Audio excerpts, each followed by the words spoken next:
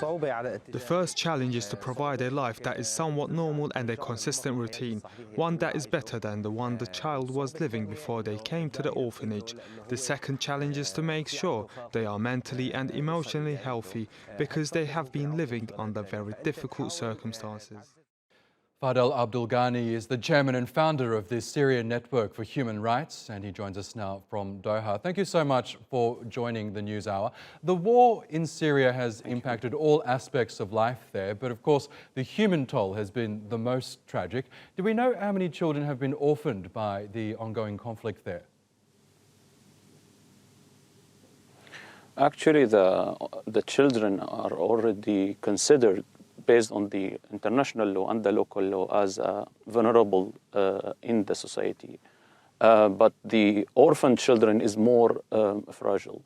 In the conflict, due to the conflict repercussions, there is like more orphans than the stable countries. Why is that? Because for many reasons. First of all, the extrajudicial killing, which is like in Syria is, we are talking about like 500,000 approximately. And how about also in addition to the lost parents or the disappeared ones? So the orphans in the conflict used to be maybe triple or more than that in the steady countries, which is like they are faced the orphan due to the normal death of the parents.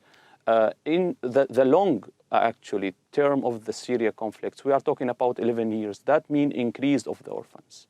And this still exists, unfortunately. There is no any slight of political solution in the horizon. That means the orphans is facing many types of extortion. Here we are talking about also several elements. First of all, they are the most of those orphans are facing poverty. They are displaced. We are talking about ITPs. So that means, especially in the the middle and low income class, they considered as the main or the primary breadwinner. That lead them to be in the labor work, and they've been extortion by the party conflict, recruitment we are talking about, sexual harassment, also smuggling. We are documenting at the Syrian Network for Human Rights, using the children also in the international labor work said about, or talking about the worst forms of labor. Here in the Syria conflict, we are, the orphans is facing all of that.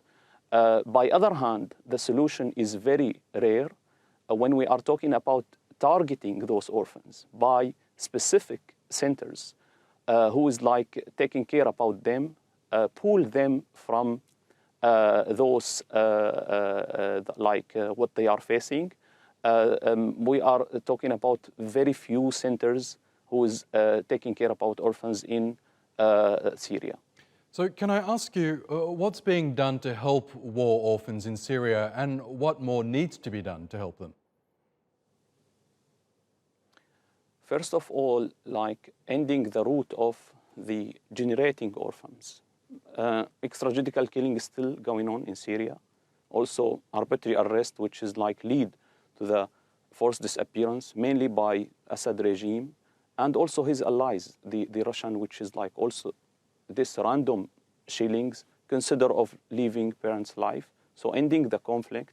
But while the ending of the conflict, the increase of the donation, logistic and specific donation for the orphans, targeting the orphans. Orphans, as we mentioned, children is vulnerable, orphans is more vulnerable. And in Syria conflict, we are talking about approximately 120,000 orphans past 10 years due to the conflict's repercussions. That just for the conflict repercussions past 10 years. So this is a very terrifying figures actually. And we are not seeing any strategic or even short-term dealing with the orphans. As I mentioned, centers are very rare. Who's taking care about those orphans?